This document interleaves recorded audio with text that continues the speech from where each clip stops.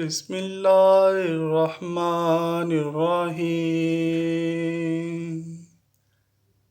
جب امیر المؤمنین حضرت عثمان رضی اللہ عنہ کے خلاف فتنوں نے سر اٹھایا تو حضرت سعد بن وقاص رضی اللہ عنہ نے فرمایا، میں گواہی دیتا ہوں کہ رسول اللہ صلی اللہ علیہ وآلہ وسلم نے فرمایا تھا، ان قریب ایک فتنہ اٹھے گا، اس وقت بیٹھنے والا کھڑا ہونے والے سے، کھڑا ہونے والا چلنے والے سے اور چلنے والا دوڑنے والے سے بہتر ہوگا۔ آپ مزید فرماتے ہیں، میں نے عرض کیا، یا رسول اللہ صلی اللہ علیہ وآلہ وسلم، اگر کوئی شخص اس وقت میرے گھر میں داخل ہو کر مجھے قتل کرنے کے لیے میری طرف ہاتھ بڑھائے تو پھر میرے لیے کیا حکم ہے؟ آپ صلی اللہ علیہ وآلہ وسلم نے فرمایا، تم ابن آدم یعنی حابیل کی طرح ہو جانا، یعنی جو رویہ حابیل نے قتل ہونے کے وقت اختیار کیا تھا تم بھی وہی کر لینا۔ جب قابیل نے حابیل کو قتل کرنے کی دھمکی دی تو حابیل نے ایسا کیا کہا کہ جس کا تذکرہ پیارے آقا صلی اللہ علیہ وآلہ وسلم نے فرمایا۔ اس کے الفاظ اللہ رب العزت نے قرآن پاک میں کچھ یوں ارشاد فرمائے ہیں، بے شک اگر تو اپنا ہاتھ بڑھائے گا کہ مجھے قتل کرے تو میں اپنا ہاتھ تجھ پر نہ بڑھاؤں گا کہ تجھے قتل کروں، کیونکہ میں اللہ سے ڈرتا ہوں جو مالک ہے سارے جہان کا۔ حافظ ابن کثیر علیہ رحمہ نقل کرتے ہیں کہ حابیل کا یہ اظہار بیان اس کے حسن اخلاق اور خشیت الہی پر دلالت کرتا ہے، اور اس بات کا غماز ہے کہ حابیل چاہتا تھا کہ قابیل نے تو غلط ارادہ کر لیا ہے لیکن میں اس ناپاک عزم سے محفوظ رہ جاؤں۔ چنانچہ حابیل نے کہا، میں تو یہ چاہتا ہوں کہ میرا اور تیرا گناہ دونوں تیرے ہی سر پڑے تو دوزخی ہو جائے، اور بے انصافوں کی یہی سزا ہے۔ یعنی حابیل نے کہا، اگرچہ قوت و طاقت میں تجھ سے زیادہ ہوں لیکن میں نے تجھے قتل نہ کرنے کا ارادہ کر لیا ہے، اور میں نے پختہ عزم کر لیا ہے کہ میرے قتل کا گناہ اور اس سے قبل جو گناہ تو کر چکا سب کا بوجھ تو اٹھائے گا۔ چنانچہ حافظ ابن کثیر علیہ رحمہ مزید نقل کرتے ہیں، ایک رات جب حابیل کو بکریاں چراتے ہوئے تاخیر ہو گئی تو حضرت آدم علیہ السلام نے قابیل کو بھیجا کہ جاؤ دیکھو حابیل کو دیر کیوں ہو گئی ہے۔ قابیل تلاش کرتے ہوئے جب حابیل کے پاس پہنچا تو کہنے لگا، تیری قربانی قبول ہو گئی اور میری کس وجہ سے قبول نہ ہوئی؟ حابیل نے کہا، اللہ متقی لوگوں کی قربانیاں قبول فرماتا ہے۔ یہ جواب سن کر قابیل اپنے غصے پر قابو نہ رکھ سکا اور آگ بگولا ہو گیا۔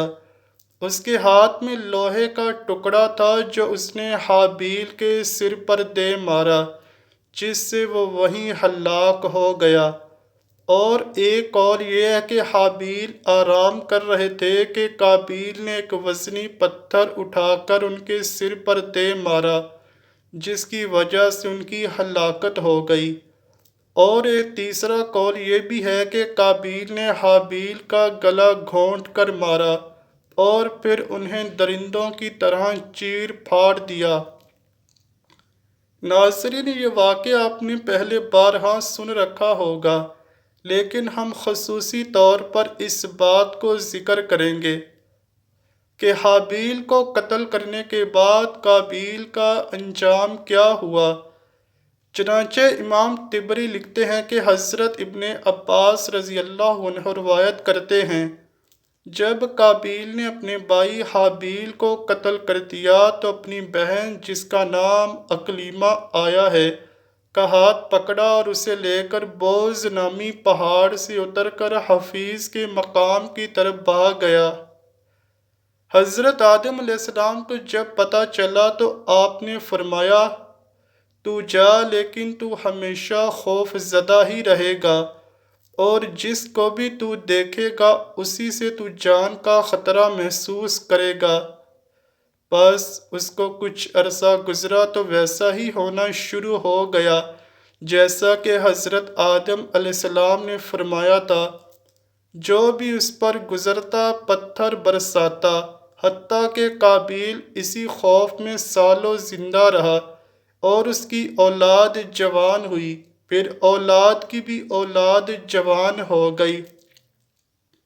منقول ہے کہ قابیل کا ایک لڑکا جس کا نام نابینا تھا اپنے بیٹے کے ساتھ قابیل کے پاس موجود تھا۔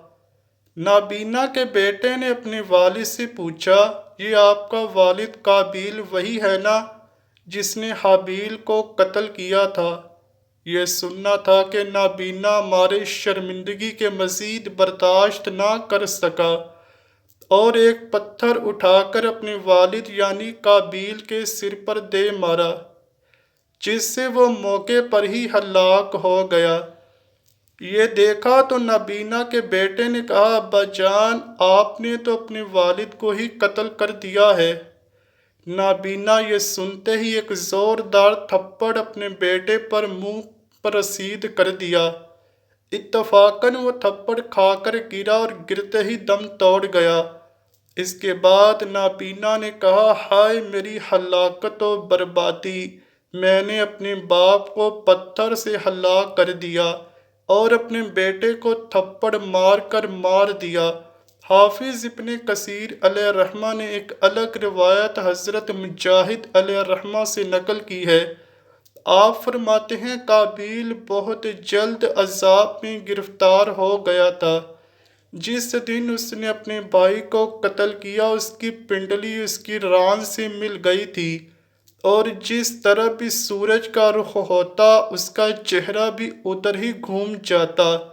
یہ عذاب اسے اپنے والدین کی نافرمانی اور اپنے بھائی سے حسد کی بنا پر پہنچا۔ اور تفسیر نعیمی میں ہے کہ قتل کا واقعہ ہوتے ہی قابیل کا رنگ سیاہ ہو گیا جو کہ پہلے سفید تھا، دل نہایت سخت ہو گیا، حتیٰ کہ جب وہ اپنی بہن کو لے کر باغ کھڑا ہوا تو ایک دن شیطان اس کے پاس آیا اور حیلے بہانے سے اسے آگ کی پرستش میں جھونک دیا۔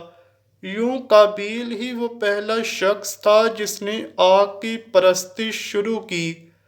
اسی نے ستار، سارنگی اور گانے باجے کا آغاز کیا۔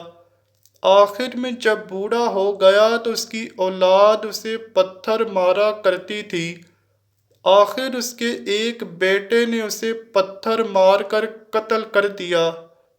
یوں وہ کفر و طغیان پر بڑی ذلت کے ساتھ مر گیا۔